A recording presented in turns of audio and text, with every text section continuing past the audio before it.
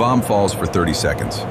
In that time, the dots on the golden plain grow into men, into formations, into 1 million soldiers. Then the ground opens.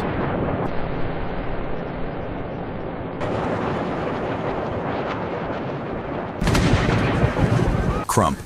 No warning, no sound from above. Just the earth splitting open beneath 1 million feet. 480 BC, the Persian plain. In the dawn mist, the largest army in the history of the world is on the march. 1 million men, from horizon to horizon.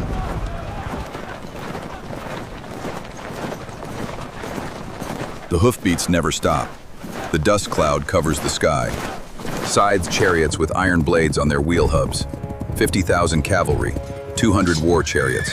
The logistical footprint of a civilization on the move. Dariush, 28 years old, an immortal, Persia's most elite unit. Always exactly 10,000. When one falls, another fills the gap instantly. That is why they are called immortal. He wears an Ahura Mazda amulet, a Zoroastrian guardian charm, on a leather cord around his neck.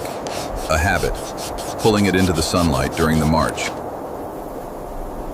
30,000 archers, composite recurve bows, capable of launching bronze-tipped arrows 300 meters. Xerxes believed he was king of the world. 1 million soldiers to crush Greece. Nothing on earth could stop this army. Dariush's father and brother both served in the Immortals, 3rd generation. He has never known defeat. Nothing on earth. Herodotus recorded Xerxes' army at 1 million in Book 7 of the Histories. The Immortals, he wrote, always maintained exactly 10,000. When one fell, another filled the position immediately. To the enemy, they appeared deathless. From horizon to horizon, 1 million lives, marching toward what they believe will be glory. 15,000 meters above the plain, a shimmer in the stratosphere, the air distorts. And through the distortion, a shape, a dark wing, no tail, no engine roar, just a shadow against the edge of space. The B-2 Spirit. 52 meters of flying wing, 18 tons of precision munitions, a radar cross-section of 0.0001 square meters, the size of a bumblebee. To every detection system that has ever existed in 480 BC, this aircraft does not exist. Not invisible, non-existent. The concept of detecting it has not been invented yet. Captain Phantom Reyes checks the sensors. No SAM sites, no radar, no aircraft, no defense systems of any kind. Just heat signatures, 1 million of them. The B-2 carries 80 GBU-31 JDAMs, 900 kilogram GPS guided bombs, and 2 GBU-57 massive ordnance penetrators, 14 tons each. Operational range, 11,000 kilometers without refueling. Engagement zone, the entire Persian army. Altitude advantage, 50-1 over any projectile in the ancient world. The B-2 can strike any point on the plane without entering the range of any weapon that exists in 480 BC.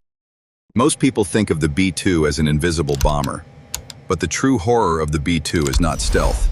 It is the gap. The F-22 can be seen but not reached. The AC-130 can be seen but not understood. The B-2 cannot be seen, cannot be heard, cannot even be known to exist. And honestly, I don't know if that makes it the perfect weapon or the most terrifying thing humans have ever built. Maybe both. One button, 80 bombs, each locked to a different GPS coordinate, each aimed at a different formation. The ground begins to open. No warning, no sound from the sky. The earth simply erupts. The Immortals are not exempt. 10,000 men called Deathless still die inside the blast radius.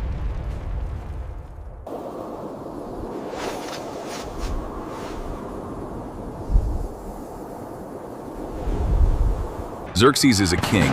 He does not panic.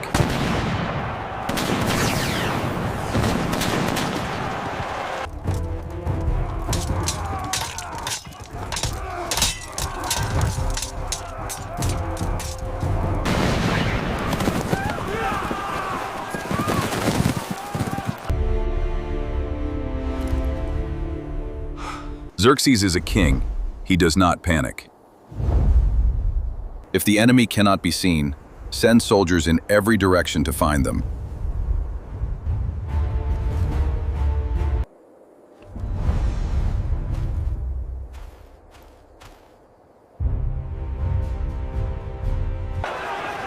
10,000 Immortals dispersed, 50,000 cavalry sent to every horizon.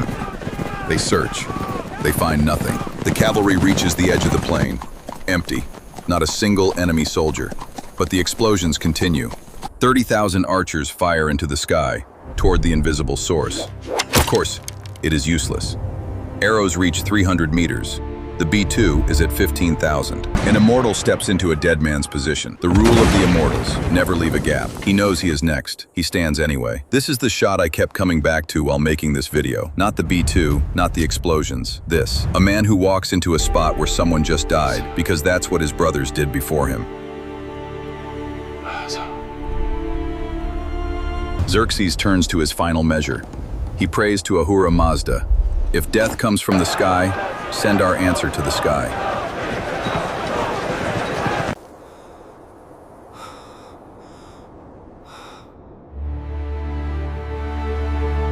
"30,000 bows aim straight up.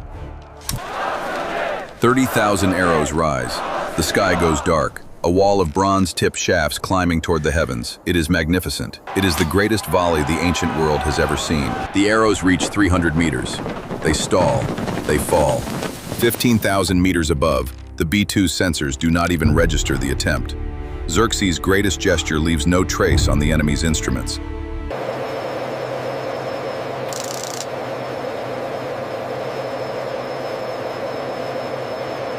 And then, crump.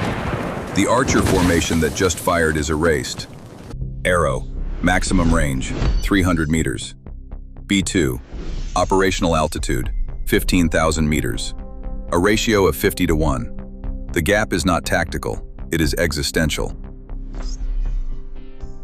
The archers fire again. Thousands of arrows climbing into the blue. The camera rises through the arrow cloud. Past 300 meters where the shafts stall and tumble. Past 1,000, 5,000, 10,000 meters. The arrows are invisible now. The army is a golden smear. 15,000 meters. The B-2 cruises in perfect silence. Below, so far below it is invisible, the arrow rain falls harmlessly to earth. The bomber does not know it is being attacked. Think about that for a second. 30,000 men fired everything they had at the sky, and the target didn't even notice. I think that's the loneliest image in this entire series.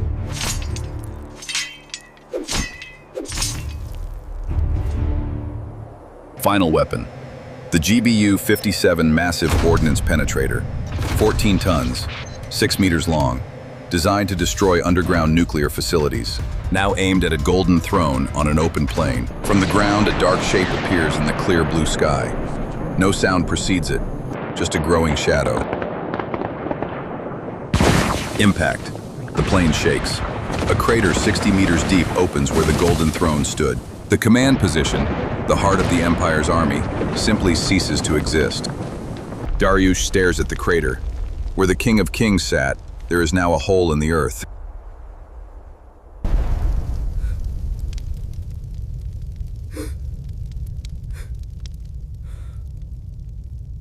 From above, the formations that were perfect rectangles at dawn are now craters, smoke, and scattered survivors. Soldiers drop their weapons and run. The B-2 does not pursue unarmed men.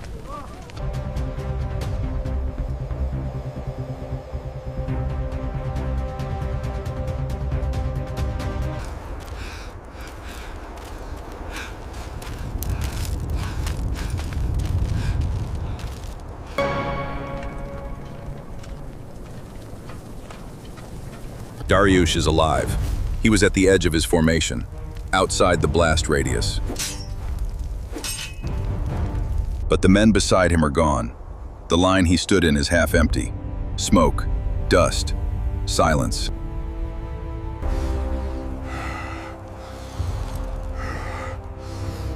He clutches the amulet, the same gesture as the morning march, but the meaning has changed. Not habit now, prayer. Protect me from what I cannot understand. Protect me. He looks up.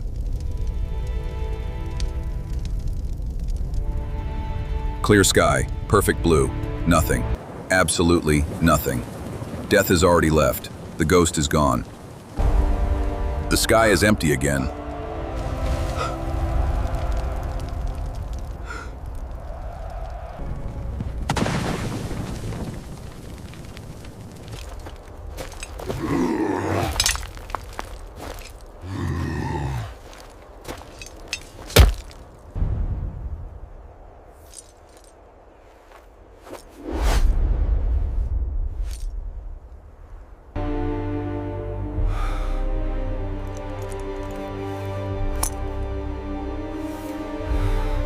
The B-2 approaches the shimmer in the stratosphere.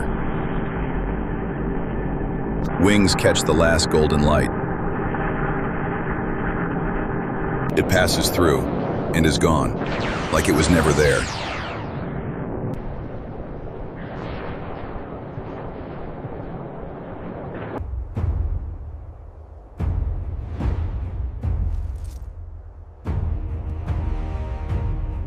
Below, the surviving Immortals gather. They form a line in the rubble. They fill the gaps, as the tradition demands. But there are not enough. There will never be 10,000 again. Xerxes' million-man army was erased today, but they did not lose to an invisible enemy. They lost to something that appeared not to exist at all. You know what gets me? Dariush will go home. He'll tell people what happened, and nobody will believe him. How do you explain death from a clear sky? He doesn't have the words for it. None of them do. Not for another 2,500 years. Effect without cause. Destruction without explanation. Death from nothing. That is the meaning of invisible death.